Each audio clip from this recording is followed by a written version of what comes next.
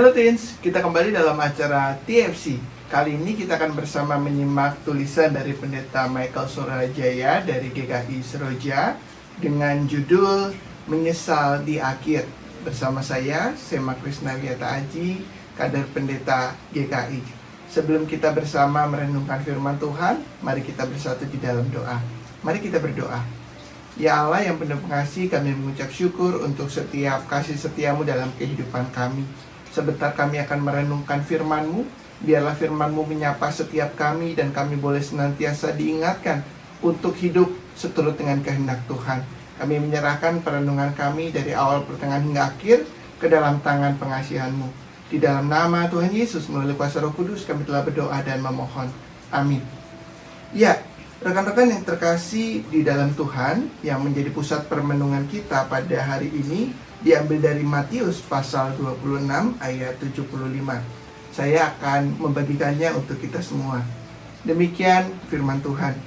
Sebelum ayam berkokok, engkau telah menyangkal aku 3 kali. Lalu ia pergi keluar dan menangis dengan sedih. Rekan-rekan yang terkasih, ada sebuah ungkapan yang mengatakan, untuk mengetahui berharganya 1 jam, bertanyalah kepada orang yang ketinggalan pesawat. Untuk mengetahui betapa berharganya 1 menit, bertanyalah kepada orang yang ketinggalan kereta. Untuk mengetahui betapa berharganya 1 detik, bertanyalah kepada atlet lari yang mendapatkan medali perak. Penyesalan selalu datang terlambat bagi setiap kita, dan rasanya sangat pahit. Kalau penyesalan datang di awal, mungkin kita bisa meminimalisir segala sesuatunya. Hal inilah yang digambarkan melalui ungkapan tersebut. Kalau kita bersama-sama mengalami keterlambatan dalam kehidupan kita, pasti berujung kepada penyesalan. Nah, rekan-rekan yang terkasih di dalam Tuhan, tentunya dari setiap penyesalan dalam kehidupan kita, kita harus belajar dan melihat apa yang berharga dari semuanya. Asalkan perasaan menyesal yang kita alami dihadapi, diolah dengan kebijaksanaan. Namun, apa yang akan terjadi jika penyesalan tidak dialami dan bahkan mungkin tidak diolah dengan baik dalam kehidupan kita? Kita akan terus-menerus menyalahkan orang-orang di sekitar kita. Kita akan terus-menerus menyalahkan diri kita sendiri bahkan atas kelalaian kita.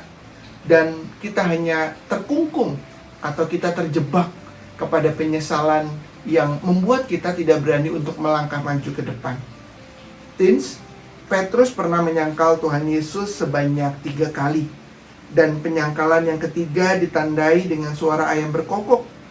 Menyadari hal itu, Petrus merasa benar-benar sangat sedih. Hingga kalau di dalam Alkitab kita, mungkin ada respons menangis dari Petrus. Dia tidak nyangka dirinya benar-benar menyangkal Tuhan Yesus.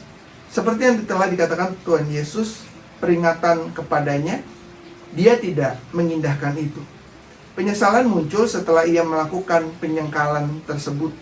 Dan Petrus menyadari bahwa semua itu terjadi justru karena dirinya sendiri yang tidak percaya kepada kata-kata Tuhan Yesus. Teens, kita belajar dari kisah Petrus.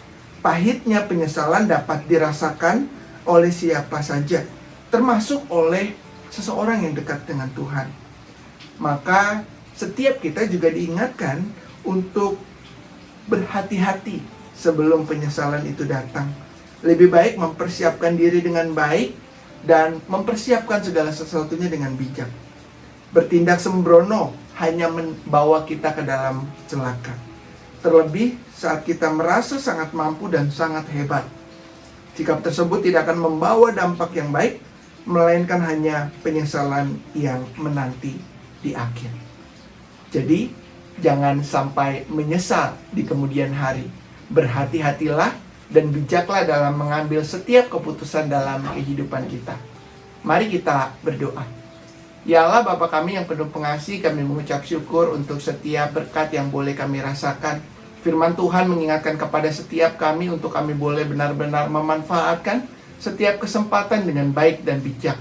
Mampukan kami sebagai anak-anak Tuhan untuk boleh mengambil setiap keputusan seturut dengan kehendak Tuhan. dan menghindarkan akan penyesalan yang membuat kami justru tidak berani untuk melakukan segala sesuatu di tengah kehidupan ini. Kami menyerahkan permohonan kami di dalam nama Tuhan Yesus melalui kuasa Roh Kudus. Kami telah berdoa dan memohon. Demikian renungan kita pada hari ini. Terima kasih sudah menyaksikan. Jangan lupa ya untuk like, komen, dan subscribe. Tuhan Yesus memberkati.